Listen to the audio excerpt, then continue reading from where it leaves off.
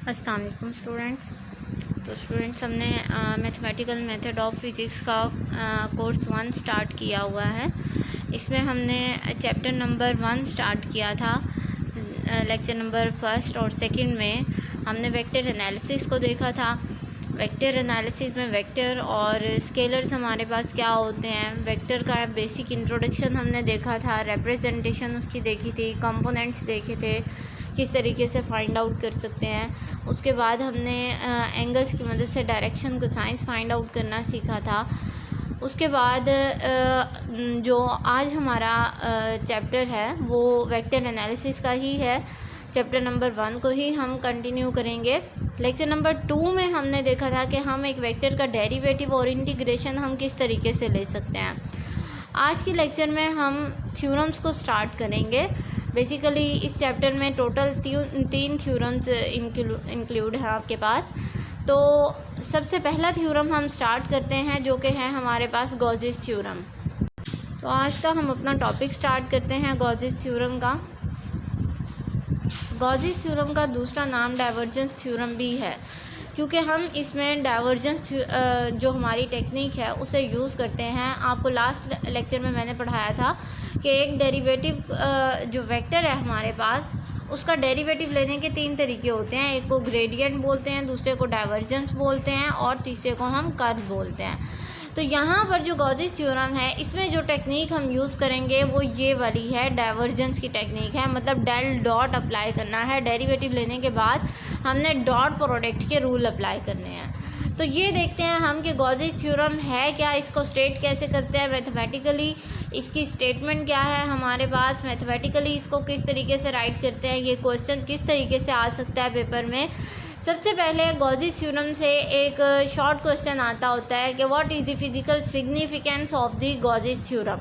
ये जो Gauss's theorem है इसकी फ़िज़िकल सिग्निफिकेंस बेसिकली क्या है, हम इसे क्यों स्टडी कर रहे हैं। तो सबसे पहले ये जो गॉसेस थ्योरम है ये बेसिकली करता क्या है, ये रिलेट करता है 2 इंटीग्रल को, सरफेस इंटीग्रल को वॉल्यूम इंटीग्रल के साथ।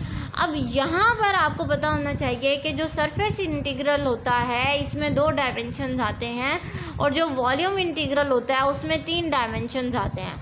सरफेस इंटीग्रल को वॉल्यूम के साथ रिलेट करता है, या आप ये कह सकते हैं कि ये वॉल्यूम इंटीग्रल को सरफेस के साथ रिलेट करता है। मतलब ये हुआ कि गॉसेस थ्योरम या डाइवर्जेंस थ्योरम एक ऐसा थ्योरम है जो 2 इंटीग्रल को आपस में रिलेट करता है। वो 2 इंटीग्रल कौन से हैं, सरफेस इंटीग्रल और volume integral.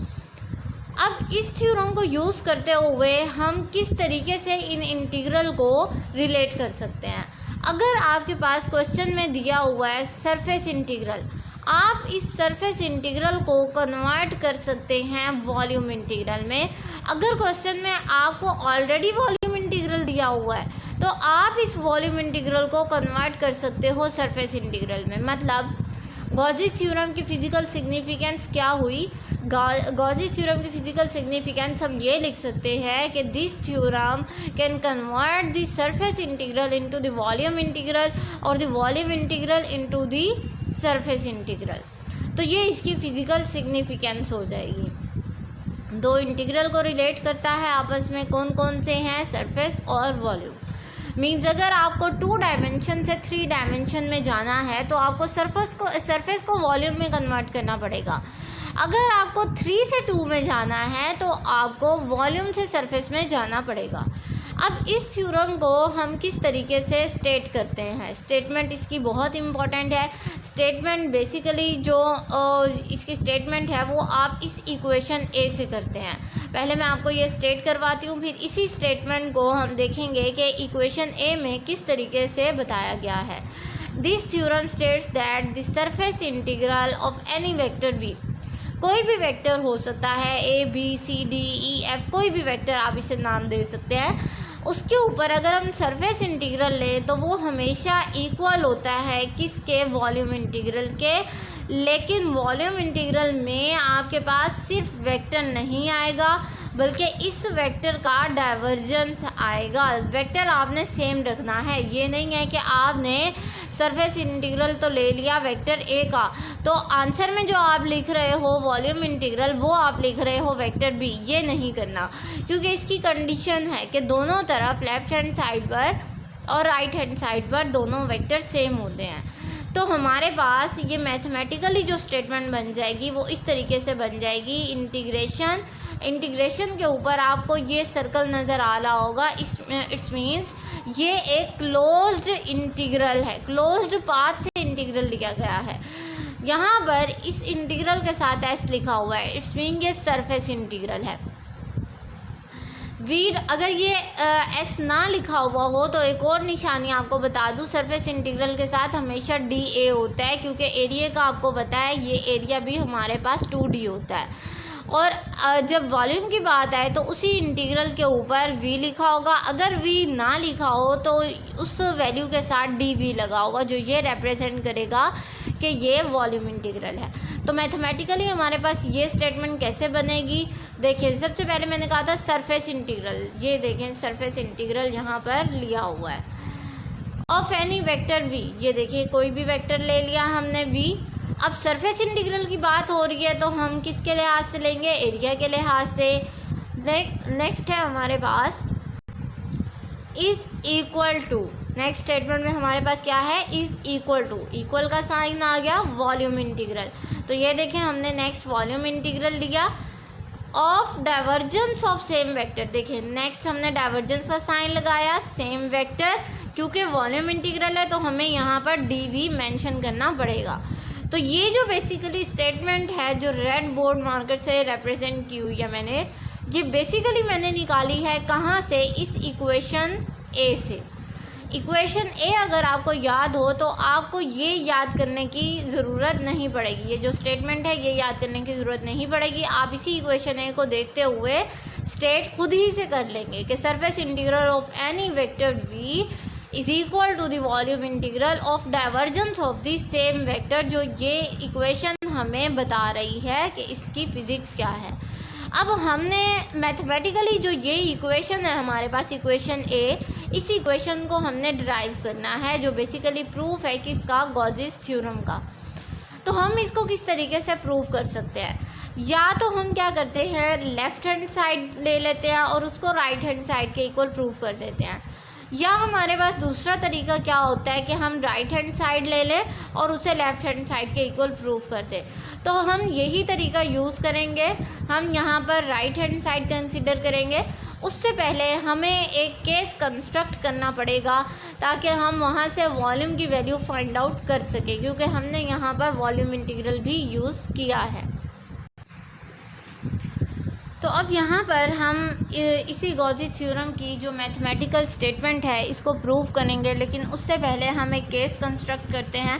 Late us consider we have the Cartesian coordinate system. जो मैंने आपको लास्ट लेक्चर में पढ़ाया था कि हमारे पास कोऑर्डिनेट सिस्टम 3 होते हैं। हमने कार्टेशियन कोऑर्डिनेट सिस्टम यहाँ पर यूज़ किया। ये उसका एक्स एक्सिस है, ये वाई एक्सिस है और ये जी एक्सिस है।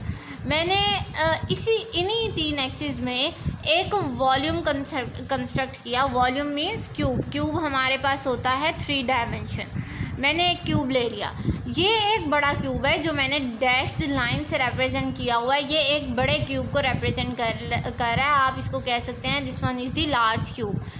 अब लार्ज क्यूब का टोटल वॉल्यूम हमारे पास क्या होगा, कैपिटल वी, मतलब length into width into base. तो ये हमारे पास आ जाएगा कि टोटल वॉल्यूम वी है, लेकिन हमने यहाँ पर स्मॉल पार्ट कंसीडर करना है फर्स्ट ऑफ ऑल, फिर हम इंटीग्रेशन उसका लेंगे तो हमें टोटल वॉल्यूम मिल जाएगा। तो स्मॉल पार्ट के लिए मैंने क्या किया कि इस डैश्ड लाइन में से एक छोटा सा वॉल्यूम कट कर लिया, जो ये आपको ब्लैक बॉक्स की सूरत में नज़र आ रहा होगा। ये देखें, ये आपको इस तरीके से ये शो हो रहा है। ये मैंने एक छोटा सा क्यूब जो है, एक बड़े क्यूब में से एक छोटा सा क्यूब कट कर लिया। अब इस क्यूब के भी हमारे पास 3 एक्सिस होंगे, एक्स, वाई और जी। तो मैंने ये सारे एक्सिस पूरे के पूरे नहीं लिए, बल्कि मैंने एक छोटा सा पार्ट लिया। देखें यहाँ पर मैं आपको अगेन समझाती हूँ ये किस तरीके से हमने स्टेटमेंट बनाई है। ये हमने एक छोटा सा क्यूब कट किया, ये उस क्यूब का एक्स एक्सिस है, ये उसका वाई एक्सिस है और ये उसका जी एक्सिस है। लेकिन आपको इस डायग्राम में पता चल रहा होगा कि एक्स वाई जी सारे तो कवर नहीं किए हुए इस क्यूब ने। इसने तो एक्स का सिर्फ इतना पार्ट लिया हुआ है, वाई का सिर्फ इतना लिया हुआ है और जी का सिर्फ इतना लिया हुआ है। तो हम इतने से पार्ट को, ये जो इसने कवर किया हुआ है, इसे नाम दे देते हैं डी एक्स का।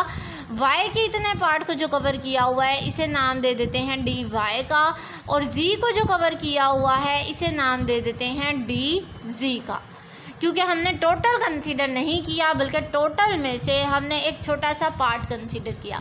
अब अगर मुझे वॉल्यूम निकालना है, अगर मुझे लार्ज क्यूब का वॉल्यूम निकालना होता तो मैं क्या करती, एक्स वाई जी मल्टीप्लाई कर देती।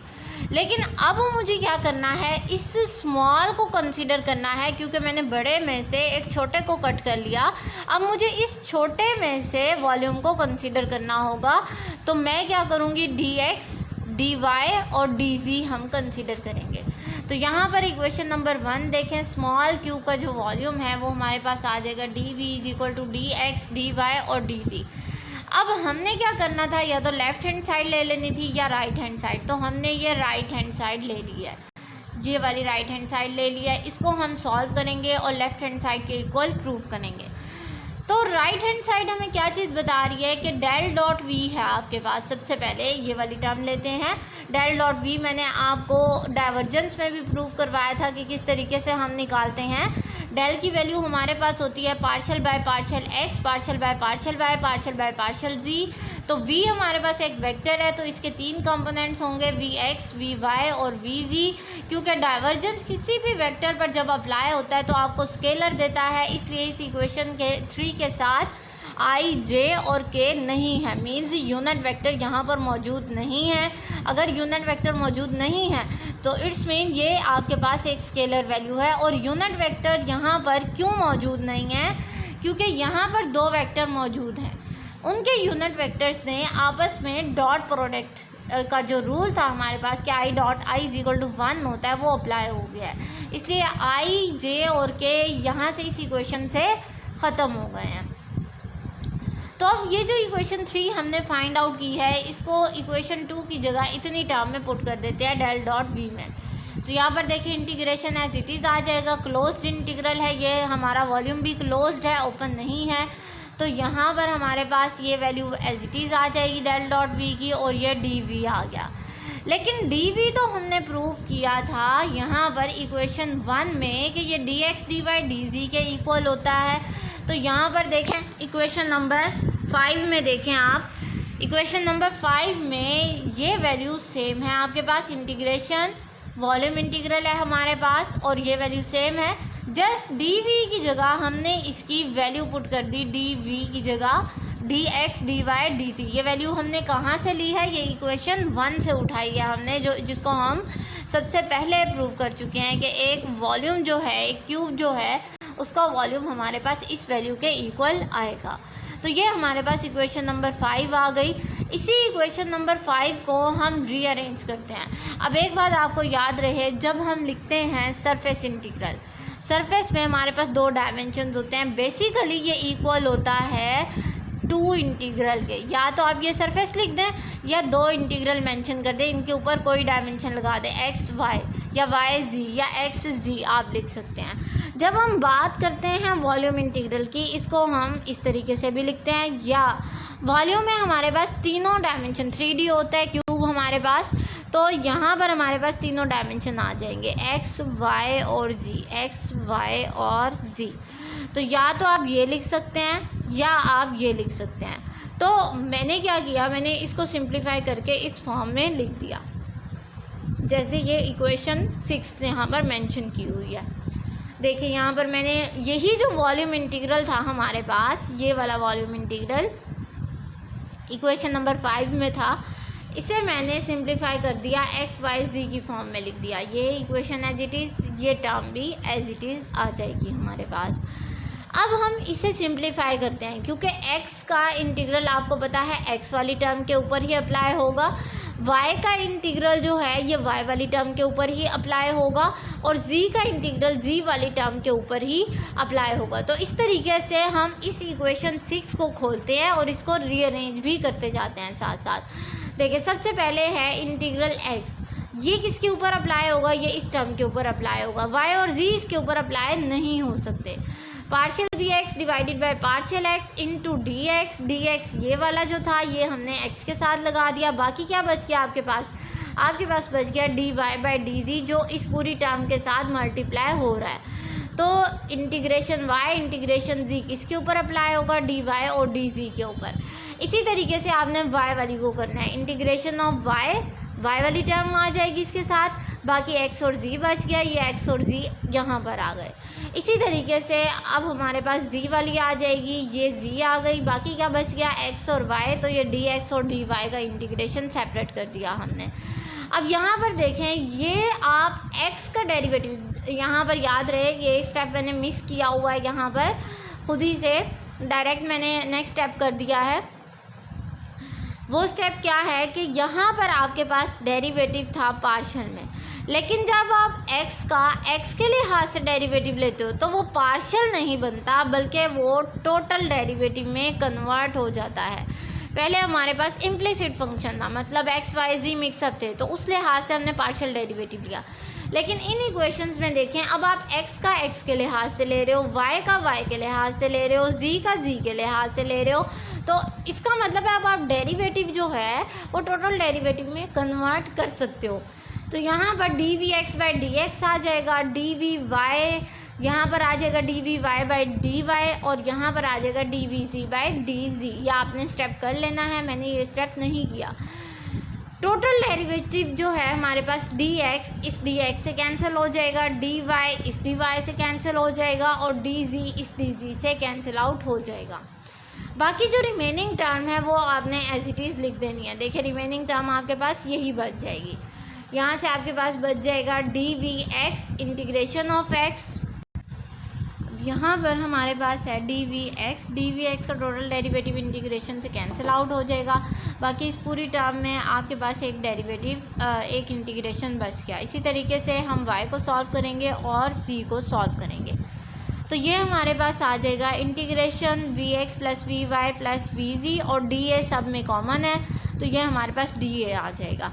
अब ये डी ए मैंने यहाँ पर क्यों लिखा है, देखिए इंटीग्रेशन आपके पास दो की आ रही है, डी एक्स डी वाई, फिर डी वाई डी जी, फिर डी एक्स डी जी। तो जब आपके पास दो डायमेंशंस होते हैं, उसका इंटीग्रेशन जो होता है वो एरिया के इंटीग्रेशन के इक्वल होता है, इसलिए मैंने इसको integration of D A mention कर दिया है सब में। तो ये हमारे पास बन जाएगी इक्वेशन। अगर ये हमारे पास जो वेक्टर v है ये इस कंपोनेंट्स के इक्वल है, बेसिकली हमारे पास ये वेक्टर v के कंपोनेंट्स ही थे, तो ये आ जाएगा हमारे पास v डॉट डी ए, और ये हमारे पास सरफेस इंटीग्रेशन बन गया, जो हमारे पास लेफ़्ट हैंड साइड थी और हमने प्रूव करनी थी left hand side of Gauss's theorem या डाइवर्जेंस थ्योरम, और ये हमने प्रूव करनी। आई होप आपको ये थ्योरम समझ आ गया होगा। नेक्स्ट थ्योरम की तरफ चलते हैं। नेक्स्ट थ्योरम है हमारा स्टोक्स थ्योरम। स्टोक्स थ्योरम जो है इसका इंट्रोडक्शन बेसिकली हम आज करेंगे, तो बाकी जो इसका प्रूफ वगैरह है वो हम नेक्स्ट लेक्चर में इंशाल्लाह करेंगे। स्टोक्स थ्योरम हमारे पास क्या है, फिजिकल सिग्निफिकेंस इसकी क्या है, किस चीज़ को ये रिलेट करता है, ये भी दो इंटीग्रेशन को रिलेट करता है जैसे गॉसेस थ्योरम करता है। कौन से इंटीग्रेशन को, ये लाइन इंटीग्रेशन को रिलेट करता है सरफेस इंटीग्रल के साथ। और इसकी फिजिकल सिग्निफिकेंस क्या है ये मैंने सिर्फ एक इक्वेशन की मदद से लिखी हुई है यहाँ पर।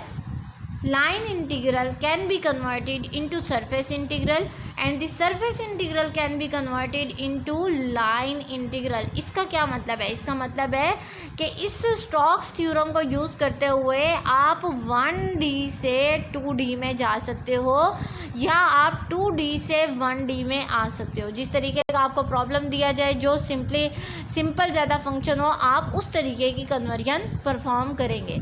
अब इसको हम स्टेट कैसे करते हैं, this theorem states that line integral of any vector, यहाँ पर मैंने वेक्टर f लिया है, any vector f over a closed contour, contour हम बोलते हैं रास्ता, कोई भी क्लोज्ड रास्ता है आपके पास, is equal to the surface integral of curl of the same vector. Same vector की कंडीशन है यहाँ पर भी जैसे लास्ट थ्योरम में थी, तो आपने वेक्टर सेम रखना है। मैथमेटिकली इसको कैसे लिखेंगे, line integration f dot d l is equal to surface integral del curl f d a, क्योंकि हमने यहाँ कर्ल को यूज़ किया है, यहाँ साइन भी आप कर्ल का बनाएंगे। अब इस इक्वेशन ए को हमने प्रूव करना है। इक्वेशन ए की भी स्टेटमेंट सेम है जैसे आपको मैंने समझाई थी गॉसिस थ्योरम की स्टेटमेंट, कि अगर आपको ये स्टेटमेंट याद नहीं है आप इक्वेशन ए याद कर लें, इसी से आप इसको स्टेट कर सकते हैं। किस तरीके से स्टेट कर सकते हैं आप, कि line integral of any vector f is equal to the surface integral of curl of the same vector. Same वही जो स्टेटमेंट आपको यहाँ समझाई है वो मैंने मैथमेटिकली यहाँ लिख दी है। इसका प्रूफ हम स्टार्ट करते हैं। प्रूफ हम नेक्स्ट में करेंगे। मैं आपको इसकी डायग्राम समझाती हूँ जो मेन इसकी इम्पॉर्टेंट डायग्राम है, अक्सर बच्चों को ये समझ नहीं आती। सबसे पहले हम लेंगे 2 डायमेंशनल केस, 3 डायमेंशनल भी ले सकते हैं। सिंपल क्या है, 2 डायमेंशनल केस ज़्यादा सिंपल है हमारे पास। तो ये मैंने एक्स और वाई में एक केस ले लिया। अब ये हमारे पास एक रास्ता बना हुआ है। एग्जाम्पल मैं इसकी आपको क्या दूंगी, लेट्स सपोज आप बाइक पर जा रहे हैं, आप बाइक पर लेफ़्ट से राइट साइड पर जा रहे हैं, आपने राइट साइड से जाना है आप टॉप की तरफ। तो क्या ऐसा पॉसिबल है कि आप एकदम से टर्न ले लें, मींस आपकी टर्न इस तरीके की हो जिस तरीके की मैंने ये लाइन बनाई है? ऐसा पॉसिबल नहीं है। आप क्या करते हैं, पहले थोड़ा सा टर्न लेते हैं, फिर थोड़ा सा टर्न लेते हैं, और इस तरीके से कर्व्ड की फॉर्म में आप टर्न लेते हैं। तो ये बेसिकली जो मैंने यहाँ पर रास्ता एक बनाया हुआ है, इसको आप इसी तरीके से अंडरस्टैंड कर सकते हैं कि आप एक जगह पर जा रहे हैं, आपकी स्पीड बहुत ज़्यादा फास्ट है, आपकी स्पीड तेज़ है, तो उस वजह से आप क्या करेंगे, टर्न अचानक नहीं ले सकते। ये बिल्कुल आइडियल केस हो जाएगा, ये वाला जो केस है ये आइडियल केस हो जाएगा आपके पास। तो एक्चुअल केस, प्रैक्टिकल केस क्या होता है, ये वाला होता है हमारे पास कि आप कर्व्ड की फॉर्म में टर्न लेते हैं, क्योंकि हमें एज अ फिजिसिस्ट पता है कि सेंट्रीपिटल फोर्स एक्ट करती है। अगर आप अचानक से टर्न लेंगे तो उसमें सेंट्रीपिटल फोर्स एक्ट नहीं करती, एक्सीडेंट के चांसेस मैक्सिमम हो जाते हैं। तो यहाँ पर लेट्स सपोज हमारा इनिशियल पॉइंट है ए से हमने स्टार्ट किया है, हम राइटवर्ड जा रहे हैं और हमने टर्न लेना है। ये था हमारे पास, ये जो ब्लैक से बना हुआ है ये आइडियल केस है, और रेड जो है ये प्रैक्टिकल केस है। तो प्रैक्टिकल केस की तरफ चलते हैं। प्रैक्टिकल केस से फिर हम ऊपर की तरफ जा रहे हैं, ऊपर से हमने सी से दोबारा टर्न लेना है। सी वाला जो केस है ये आइडियल है, रेड वाला केस हमारे पास प्रैक्टिकल केस है। फिर हम आए हैं डी की तरफ, और डी से दोबारा हम ए पॉइंट की तरफ आ गए हैं। अब यहाँ पर आप देखें इस डायग्राम में हमने किस तरीके से चेंजिंग लिखी हैं। आप ए से बी की तरफ जाते हुए यहाँ तक आपका जो सफ़र है वो कांस्टेंट रहा, कोई चेंजिंग नहीं आ रही। इट्स मीन आपकी जो फर्स्ट इक्वेशन होगी वो कांस्टेंट ही होगी, जैसे ये मैंने लिखी हुई है f1 dx। और याद रहे यहाँ पर मैंने 2 फंक्शन लिए हैं, f1 f2। f1 का उलट है -f1, f2 का उलट है -f2। तो ये दोनों ही एक्स वाई के फंक्शन हैं। यहाँ पर इक्वेशन 1 में मैंने लिखा है टोटल जो फंक्शन है हमारे पास आ जाएगा 4 फोर्सेस के इक्वल। 4 फोर्सेस जो हमारे पास है बेसिकली, इसमें f3 जो है ये -f1 है, f4 -f2 है, और ये मैंने लिखा है ft is equal to f1 xy और f2 xyj। मीन्स जो 2 फंक्शन है ये आपने y एक्सिस के अलॉन्ग लिया हुआ है, y1 का जो फंक्शन है ये आपने x एक्सिस के अलॉन्ग लिया हुआ है, इसलिए आप यहाँ पर i और j को मेंशन करेंगे। अब उसी तरीके से हम लेफ़्ट हैंड साइड या राइट हैंड साइड ले लें, तो ये हमने लेफ़्ट हैंड साइड ले ली। dl को हम dr भी लिख सकते हैं, तो इस तरीके से मैंने इसे dr से रिप्लेस कर दिया। सबसे पहले आप गए हैं a से b की तरफ, फिर आप गए हैं b से c की तरफ, दोनों में पॉजिटिव साइन है। फिर आप गए हैं c से d की तरफ, लेकिन अब ये नेगेटिव है, ये वाला जो केस है ये नेगेटिव है, क्योंकि ये f1 का उलट है। a से b जो है वो c से d एक दूसरे के उलट है, इसलिए मैंने यहाँ पर नेगेटिव साइन लगाया। और इसी तरीके से ये जो नेक्स्ट है हमारे पास f2, यहाँ पर भी नेगेटिव साइन आएगा। अब जो फर्स्ट केस है हमारे पास, ए से बी की तरफ जाते हुए आपके पास कांस्टेंट रही हैं चीज़ें f1 dx, इसमें चेंजिंग नहीं आएगी। लेकिन बी से सी की तरफ जाते हुए आधा रास्ता कांस्टेंट रहा है आपका, जैसे बी से सी की तरफ आपने इस तरीके से मूव किया और फिर दोबारा ये यहाँ से यहाँ तक जो रास्ता है ये कांस्टेंट रहा, यहाँ चेंज आया, यहाँ चेंज आया, इसको हम मेंशन करेंगे। जैसे f2 ये कांस्टेंट है, फिर partial f2 by partial x dx, मतलब f2 हम जा रहे थे y की तरफ, लेकिन जो चेंज आया है वो पीछे वाली साइड पर आया है, x एक्सिस के लिहाज से आया है, तो ये dy बाहर आ जाएगा। इसी तरीके से जो f1 है माइनस f1 है वो हम मेंशन करेंगे, और इसी तरीके से f2 का चेंज जो है माइनस f2 का चेंज हम मेंशन नहीं करेंगे, जस्ट इसकी कांस्टेंट वैल्यू मेंशन करेंगे। जैसे मैंने ये की हुई है, चेंज हम क्यों मेंशन नहीं करेंगे, देखिए यहाँ पर माइनस f2 है और उसके पीछे है माइनस f1, मीन्स यहाँ भी नेगेटिव वैल्यू है, यहाँ भी नेगेटिव वैल्यू है। तो मैं आपको बताती हूँ कि -3, लेट्स सपोज -3 -2 कितना देगा आपको, -5। -5 जो है ये एक छोटी वैल्यू है, बहुत ज़्यादा छोटी वैल्यू है, -3 से भी -2 से भी। तो यहाँ पर जो चेंज है वो नेगेटिव का नेगेटिव के लिहाज से है, बहुत ज़्यादा स्मॉल चेंज है, इस वजह से हम यहाँ पर चेंज मेंशन नहीं करेंगे, जस्ट हम कांस्टेंट वैल्यू को ही मेंशन करेंगे। बाकी जो इसका प्रूफ है स्टोक्स थ्योरम का, इंशाल्लाह हम नेक्स्ट लेक्चर में करेंगे। कोई भी आपको कन्फ्यूजन हो तो आप व्हाट्सएप पर कांटेक्ट कर सकते हैं। Thank you so much. अल्लाह हाफिज़।